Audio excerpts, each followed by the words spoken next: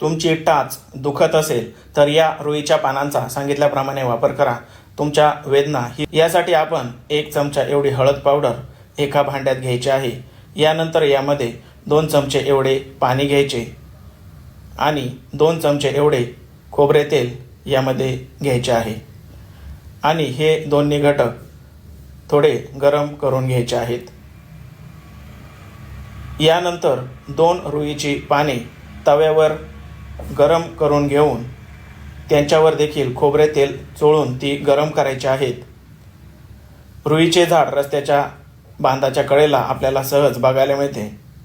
यानंतर या गरम केलेल्या रुईच्या पानांवर ही हळदीची पेस्ट व्यवस्थित पसरवून घ्यायची आहे. हळदीमधील अँटी इन्फ्लॅमेटरी गुणधर्म आणि इतर घटक वेदनाशामक म्हणून कार्य करतात.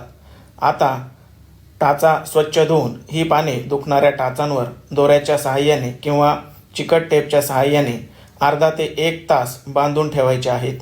हा उपाय तुम्ही एक वेळ अवश्य करा आणि उपाय आवडल्यास गरजवंतांना देखील व्हिडिओ शेअर करा. धन्यवाद.